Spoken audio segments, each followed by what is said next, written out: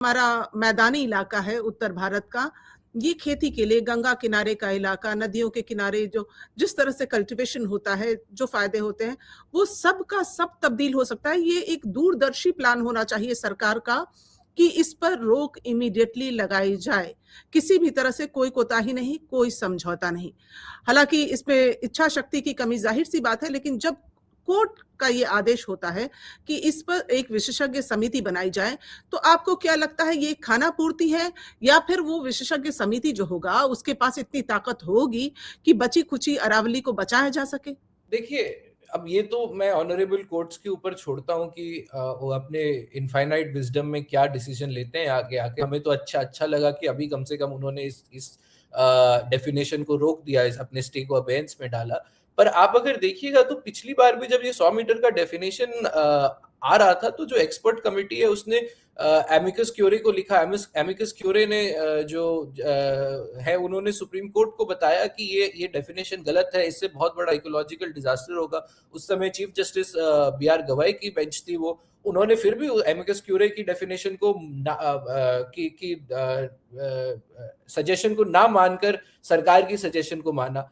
उन्होंने ये भी पॉइंट आउट किया कि जो फॉरेस्ट सर्वे ऑफ इंडिया है, उन्होंने बोला है कि इस डेफिनेशन से 99% जो अरावली पहाड़ है वो पहाड़ ही नहीं माने जाएंगे। तो ये फैक्ट्स कोर्ट के पास मौजूद थे जब कोर्ट ने ये डिसीजन लिया। तो ऐसा नहीं है कि कुछ नया बहुत बड़ा हमें पता चलने वाला है इस कमिटी से। हाँ, अच्छी बात है कि बहुत सारे तरह-तरह के वॉक्स ऑफ लाइफ के लोग मिलेंगे, वो अरावली के ऊपर चर्चा करेंगे, वो कोशिश करेंगे उसको डिफाइन करने की। लेकिन मुझे ऐसा लगता है कि आप पहाड़ों को जिस समय डिफाइन करना शुरू कर दिया, आप वहीं पे गलत हो, प्रॉब्लम आपने शुरू कर दी। यही कपिल सिब्बल जी की भी तो आर्गुमेंट अभी कोर्ट में आई है कि आप पहाड़ों को हुँ, डिफाइन कैसे कर सकते हैं? आप बता कैसे सकते हैं कि क्या हिमालय है, क्या अरावली है, क्या विंध्या है? ये सारे पहाड़ देखिए बहुत हमसे बहुत पुराने हैं। संकल्प जी, मैं यहाँ पे एक समझना चाह रही हूँ कि क्या दुनिया के किसी और देश में किसी और पर्वत श्रृंखला को लेकर कभी ऊँचाई के आधार पर परिभाषित किया गया है? क्या आपके पास कोई ऐसा रिसर्च है?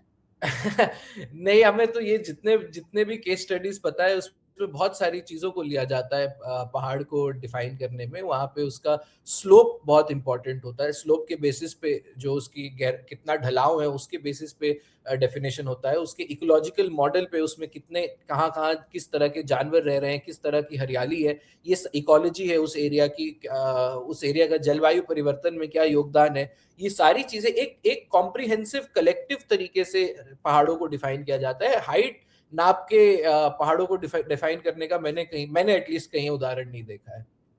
तो जब सरकार ये कहती है कि ये वन है, ये वन नहीं है और इस तरह से अगर जब हम डिफाइन करते हैं, तो क्या ये कॉन्फ्लिक्ट ऑफ इंटरेस्ट होता है? बिल्कुल, सरकार देखिए बहुत चालाकी कर रही है। सरकार ने ग्लोबली अपने पेरिस एग्रीमेंट में जो कमिटमेंट किया है उसमें उन्होंने बोला है कि हम 1 बिलियन टन CO2 बचाएँगे हम पेड़ लगाने की वजह से। लेकिन सरकार ने क्या किया है कि जो प्लांटेशंस होते हैं, जो कि आप कहिएगा कि आप जंगल काट के उसमें अगर पाम ट्रीज़ लगाने लगे तो वो भी पेड़ हमारी डेफिनिशन में वो भी फॉरेस्ट की तरह काउंट होंगे। लेकिन वो फॉरेस्ट नहीं है, वो आप मोनोकल्चर कर रहे हैं। आप वहाँ की जो जो नेचुरल बायोडायवर्सिटी है उसको खत्म करके वहाँ पे एक कमर्शियल यूसेज के लिए आप कुछ और लगा रहे हैं।